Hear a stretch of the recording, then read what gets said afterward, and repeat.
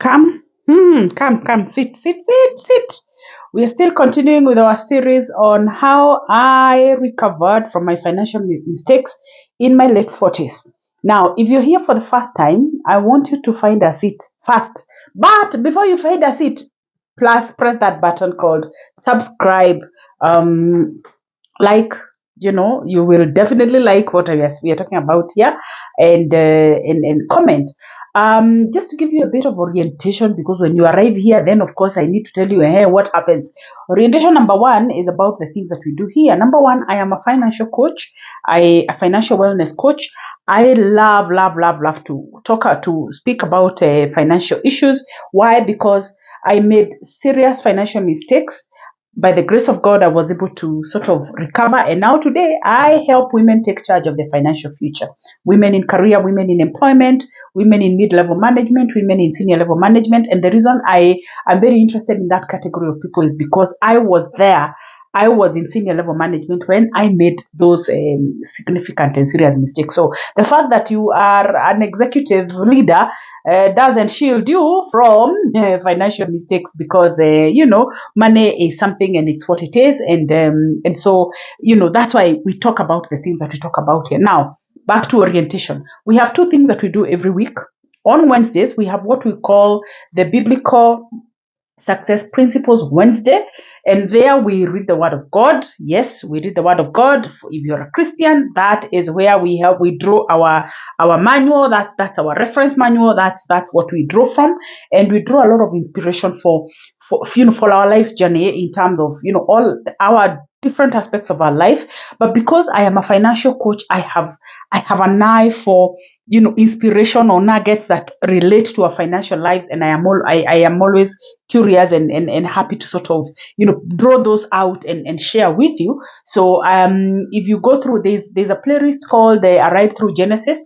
So the videos are organized in such a way that you can actually look at what we are doing on Wednesdays. We've taken the book of Genesis, and that is what we are going through chapter by chapter, verse by verse, very systematically, just to hear what to draw very, very, very powerful inspirations from the Word of God. And I believe that is quite helpful, because we also talk about kingdom awareness, things to do with financial lives there. And so I encourage you to look at that and see what that looks like. Please like it, and also engage in terms of the comments, and tell me what you're hearing, and whether it's helpful. Number two, on Fridays we run Fridays. We call it, it's more of a finance Friday, and we land here and we come here to talk about issues of finances, issues of money. If you go to the playlist, there are a series of videos on financial freedom, home ownership for financial security. So there's a lot of stuff there.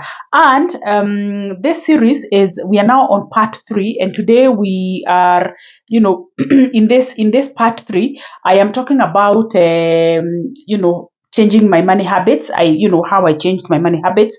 And just to say that I was checking something just to make sure that I am saying the correct thing. So the point is that so new money habits that I acquired as part of my journey, as part of my transformation journey, as part of my recovery from my financial mistakes in my late 40s. And by the way, I made my recovery, or I came to terms with my mistakes on the occasion of my 47th birthday. So it was quite late in the 40s, late what people call late 40s, yes. But by the grace of God, I was able to actually come out of those holes and be able to recover. And now I thank God that I have recovered, and I am still on the journey. I mean, just like you, I am still on the journey, but at least I am not where I was. And the reason why I say I'm not where I was, I have a playlist. If you look, there's something I'm calling Forex Scam in Kenya. 2018, I suffered. I landed in the hands of a scammer, of a forex scammer, and that made me lose quite a bit of money. Not just me, but also other people. So you can listen to that and see and connect. Once you listen to that, you'll be able to connect, to probably this series that I am talking about. And so we've been on this series. The first part 1, we talked about confronting the truth. I encourage you to go back there and listen to it. Part 2, we talked about seeking knowledge. And now today we are talking about new money habits. That's all part of my own journey and how I was able to actually recover from my financial mistakes in my late 40s. Now, last week I spoke about seeking knowledge and the fact that after I confronted the truth, I was able to just say, I am going to get out of this maze. I am going to seek knowledge. I'm going to lend myself to a coach, submit myself and surrender and just learn, and then be able to actually then see, okay, what happens. And after that, after being in class and learning, being having a coach in my corner, what then I did was that now I began to actually transform the way I worked with money. I actually acquired new money habits.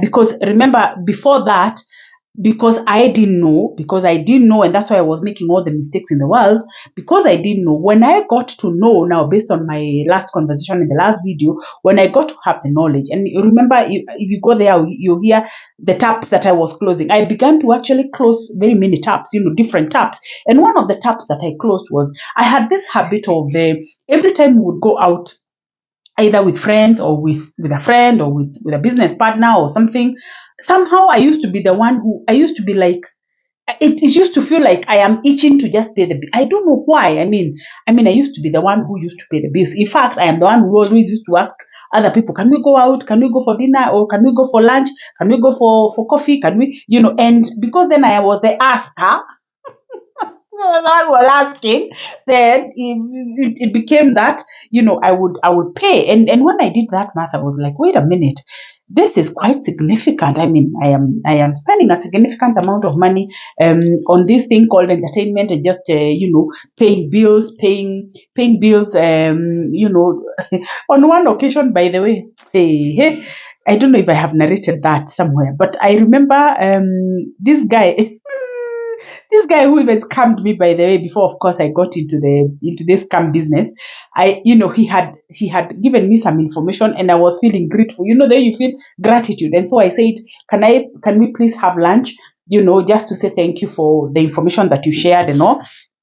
So, and the guy, and because there you are like the underdog in this conversation. So he says, yeah, we can have lunch. And then I ask where. You want to be grateful.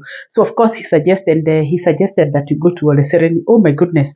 At so we were eating lunch overlooking the park. I ended up footing a bill of about 10,000, plus I had gone by taxi. So I would do a few of those once in a while. And because I wasn't conscious about how I was using the money. Then of course it gets up gobbling up a lot of money. You think you're doing life anyway. It's a lifestyle. You're doing life, you're having fun, you are having conversations with people, you are there, you're out there. And by the way, there is nothing wrong in being out there and socializing with friends and all that. But what is that costing you, and depending on where you are, of course, and how much is it, something that is it in a budget? That's, by the way, the first time I actually now thought about at your budget is, of course, after I went to a financial literacy class, and I began to see the essence of working with a budget. And I would see how the many things that I had to actually just cut out and cut out and cut out, because of this thing that I am saying, reforming the way I work. I acquired new money habits. And by the way, after acquiring those new money habits, because remember, that's how I was able to actually be able to redirect money from certain places where I was just putting money and losing money, to help me fast track my debt payment very quickly, and then now begin to develop my long-term plan, and I remember I came up with a 5-year plan. Of course, I did not implement the 5-year plan, because I implemented, I think, up to 3 years, because then I left employment, and so I had to reorganize my plan now, so that then I can begin to organize to sort of work within possibilities of now developing and growing my business. So the point is, transforming your money habits is an important ingredient in terms of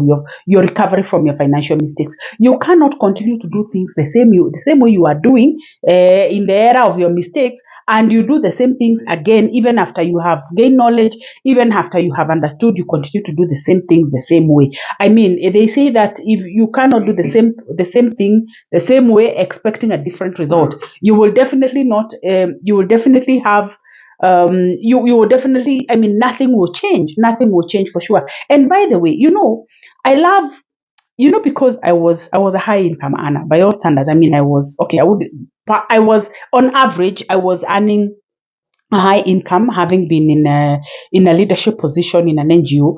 And this is a disease of people who earn high income. There is a disease. There is a disease that affects people who are in mid-level management, who are in senior level management, because they have money. People who are in employment, so money is coming, and so they end up developing certain lifestyles, and that lifestyle, you get into some kind of a trap, the lifestyle trap. So you get into a trap, and once you get into that trap, it becomes very difficult to get out of that trap. I'm telling you, it's so difficult to get out of that trap. And you never know when you're getting into the trap, because what happens is that, of course, you start your career, at a lower level. You keep climbing and climbing and climbing, and you work so hard to climb in the career ladder. You go get all the degrees and all the other papers that you need to put. You put in a lot of work, a lot of effort. You put in the hours. Of course, you change jobs, you get promoted, and you begin to earn a reasonable income. And as you continue to sort of rise in your income, the higher you go, the higher you are, the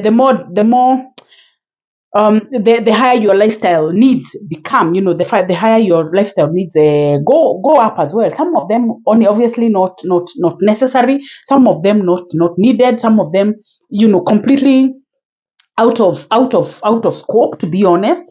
And so when I looked back, and I was like, wait a minute, how much money have I actually been spending on this thing called I don't know whether I don't even know whether I to call it entertainment budget, because it wasn't even me entertaining myself, it was me entertaining others, making sure that, and by the way, so I would take the money, fuel the car, of course, drive. So you're not even counting that you are fueling the car to go and drive, because you want to even take, I don't know, you want to take a drive. Let's go for a drive. So this go for a drive, of course, maybe we were not conscious. I wasn't conscious that time, because I mean, it's part of the mistakes that I am talking about. And then, of course, you are the one who is, you make sure you're not even going near, you go a little bit far. So the more you go a little bit far, the more you're spending money on your vehicle, your wear and tear for the vehicle, your fuel for the vehicle, of course, even the time. And then, of course, you go that so-called far, where you go and sit, you eat, you drink whatever it is that you're drinking, whatever it is that you have. Then the bill comes, and somehow you're itching to sort of, you're the one who pays, because you're the one who called them, you're the one who invited them. Let's go for lunch, let's go for dinner, let's go for coffee. You are the inviter. So if you are the inviter, clearly, you sort the bill anyway. And I did a lot of that. I'm telling you. And I would spend a lot of money. So my what I did is, after I gained knowledge on financial literacy, after I went through financial coaching, I was able to actually then reform the way I worked with my money. I transformed my money habits. So I acquired new money habits, had a budget, acquired new money habits, closed taps. I closed very many taps. And of course, in the process of closing those many taps, people are not happy. I mean, because they were used to a certain way. They were used to, even with your children, sometimes there will be things that you will be doing, or you'll be spending money on, that for sure they are not necessary. So some things, people will, they will not be happy. Even, so you close those taps, you close. And the reason why you're closing those taps is so that you can release more resources to go towards your financial planning, your financial future. So that process of closing taps is painful. It is painful to you and to others, by the way. But you have to sort of stay on it, because at the end of the day, it is what is needed for you to get back, on track, and for you to get out of that maze, and to get out of that forest of financial mistakes, so that then you can journey. And remember, you have in mind that, I mean, you're not a 30-year-old, for heaven's sake. You are a woman of 47 years, 48 years, 49 years, 50, 53. So your urgency is much is different, is on a different level than somebody who is in their in their late 20s, in their early 30s. That's why sometimes it's so difficult to actually even coach young people who are in their 20s, who are in their early 30s. It's very difficult because they can't see the urgency. It becomes, you have to really like push. Now the ones who get it, the ones who get it when they are in their early 30s, late 20s, the ones who, even in their 20s, the ones who get it, they get on a complete different trajectory. They begin their life, their financial life on a very different trajectory. But unfortunately, doubt planters will not allow them, because in life we have doubt planters. We have all these circle of people who come into our lives and they become doubt planters. Like there's a video that I actually talked about doubt planters. And so you need to actually remember that financial life, your financial journey is a personal journey. It's a very personal journey. And so because it's a personal journey, you have to then say, what things am I willing to compromise? What things am I willing to let go? What things am I willing to welcome? You have to be the one who has to, to do the winnowing and to do the sorting around, and the process of just deciding what you will take and what you will not take. And I can tell you that process is painful to you, and it's painful to other people, and you will lose friends in the process. But you'd rather lose your friends. And for me, I actually, yes, in fact I did. I actually, because I said I am not going to be doing this anymore. I'm not going to be doing this anymore. I'm not going to be doing this anymore. In fact, sometimes we would go with certain friends, and because we were used to a thing of we will, sometimes it will be the bill that we will share. I don't take alcohol, so maybe people have just had alcohol, and then the bill will be shared. I refused. I said, no. Me, I am not sharing. Me, I am only sharing the bill where the meal. I took a meal. So because I took a meal, I will only cost share in as far as the meals are concerned. Everything else about, I don't know the drinks and what have you. It's okay. Let me be called a bad woman. It's fine. I didn't take alcohol, so I am not going to pay for alcohol. I will not. So those are some of the things that I decided to do. And of course, people will tell you, you are saying, hey, you don't know what my journey is like. You don't know where I am coming from. Neither do you know where I am going. But I will stand and say, no, I am not going to partake of that portion of the bill. If I did not partake of it, I am not going to pay. You can take that to the bank. You can hate me. You can do whatever. It's okay. That's me. And I just became bold. Those are some of the money habits that I had to just change, and stop taking people out, and stop, footing bills that I have not eaten, I have not drunk. I don't take those. By the way, even before I got sick, I wasn't, I wasn't, doing alcohol. So I don't do it. And so, but initially I would partake of the bill. It would come, it would look like it's cool. It's cool to just, allow people to be on the table. They do all their, and they will ask for their, I don't even know what the names were. They will ask, and then the bill will be shared. Me, I refused. I said, no, I don't want to be part of that. I don't want kabisa kabisa. And there are circles that I sort of just decided I am not going to be part of that circle. So that's what happened. And those are some of the things that I did. And I don't know, maybe you can put in the comments, are there certain habits? What are some of the money habits that you want to change? What are some of the money habits that you would like to transform? If you want to course correct, if you want to correct the course on which you're working with your money. And of course, the budgeting process, I know we have always heard about the budget. And I know that some people are like, I don't want to do budgets, I don't want to do. It's okay. You don't want to do, don't even do, don't. I mean, you shouldn't. Why should you? Don't.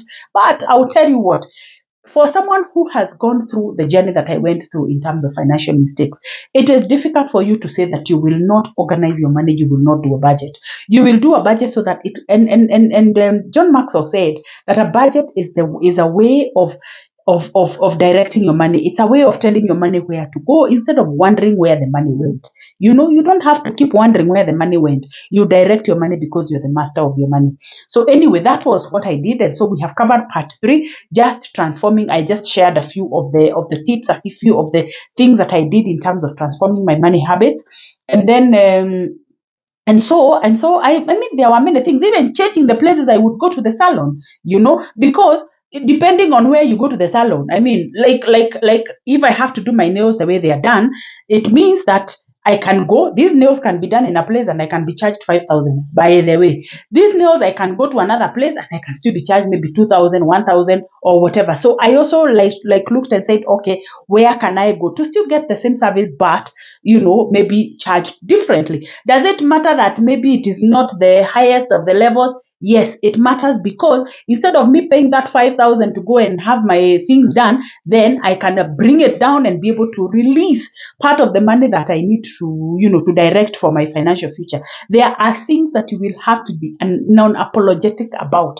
By the way, you just have to be unapologetic, and it doesn't matter at you, because at least you go. It doesn't matter. It doesn't matter. It is you and your financial life and your financial journey, and that's what happens when you are doing recovery when you are in your late 40s or 50s.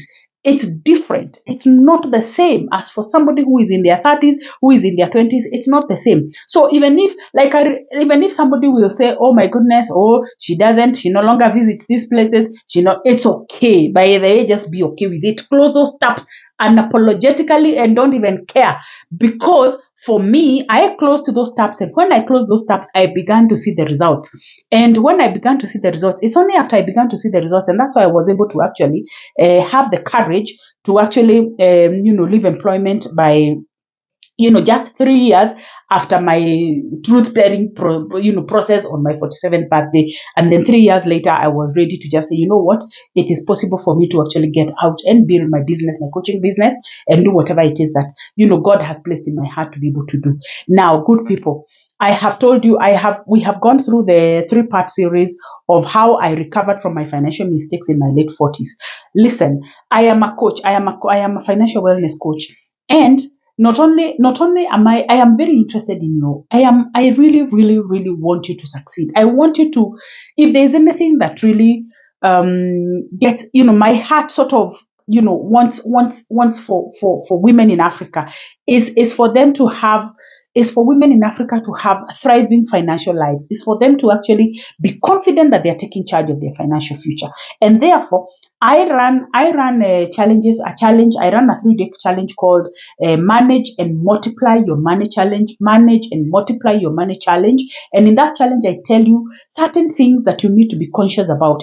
And there are things that nobody tells you. There are things that you will not even find, things that you need to be conscious about, so that then inevitably, by the way, when you understand those things, you will change your money habits whether you like it or not. I'm telling you, the people who have attended my challenge know that when they attended the challenge, they were like, my goodness, where have I been? Why didn't I know this? Why is it? How come? Yes, how come? How come? You will ask yourself all those how come situations. But this challenge, I'm running it on the 9th to 11th January 2024. So yeah, you have your festive season. It's going for $42 for that January challenge. Of course, other challenges, the cost will be different as we go along. But as you buy your clothes, as you go through your festivities, spare some $42, right? Go into in the description, there will be a link. Register for the challenge, and let's meet in January, God willing, January 2024, 9th to 11th on Zoom. We go through this intensive 3-day process on Zoom, of course, and begin to, so that you can start your 2024 on a different trajectory. You want to be able to have a different trajectory when it comes to your financial planning from 2024 going forward. I know that for people who are in employment, you might be in a comfort zone. But let me tell you, comfort zones are dangerous. Comfort zones are very, very, very dangerous. Because when you sit there in your comfort zone, I always tell you, mambo ni ngapi?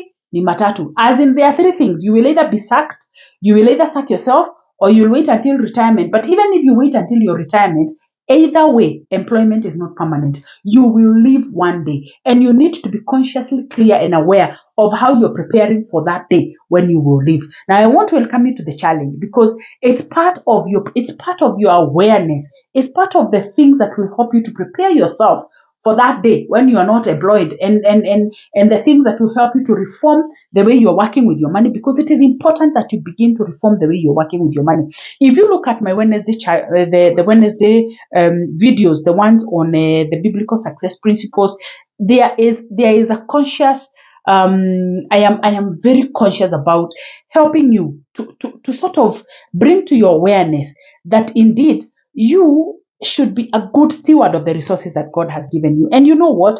For me, if I had known what I know today, if I had known what I know, like, when I was early in my career, or when I was in my 30s, when I was in my early 30s, or in my late 20s, if I knew what I know today, my trajectory would have completely been different. But I ignored financial literacy. I ignored and yet it is not. It's there are many things that you spend money on. You spend money on, like what I am saying. You go, you buy, you go with your friends. You Okay, it's good to laugh and have fun, but then on one sitting you will have paid the same $42 that you would have said, let me spare this $42 and at least get to class and understand something. By the way, personal development is your own personal responsibility. There is personal responsibility and there is collective responsibility. There is the us and there is a me. You need to take care of the me. And taking care of the me is not just you dressing yourself nicely, going to the salon and having your nails done, having your whatever it is that you do for your body. There is also the inner you. How are you developing the inner you? Because if you're not developing the inner you, this outer you here, it can look good, but maybe you're crashing inside, right? You're crashing inside. And we want you to be able to be okay externally and okay internally. So for you, you have to invest the same way that you're investing to look good externally, is the same way that you should invest to actually become better internally. And for me, I have found that as the code that actually, it was the secret code that actually unlocked my possibility to actually, transition from a pit, from a situation where I was really in a pit. And I have invited you to listen to those videos in the forex scam, and of course many other things that happened thereafter. But anyway, I want to welcome you to that challenge. Please, in the link in the description, there will be a link where you can register. It's only $42 for this year, and we continue to do what we need to do. And my friends, let me tell you, please don't ignore. Spare $42. Don't ignore, and let's meet at the challenge. But in between time, can we please meet on Friday next week, where we complete this series of how I recovered from my financial mistakes in my late 40s. But also, I encourage you to continue, checking what is happening on the Wednesdays, checking what is happening on the Fridays. Please subscribe, comment. Don't allow me to just have a monologue. Please just put a like. Put a like. Is very useful. It's very important. Comment. Let me hear if what I am sharing is something that is useful and helpful for you. Until next Friday, see you, and all the very best. Asante.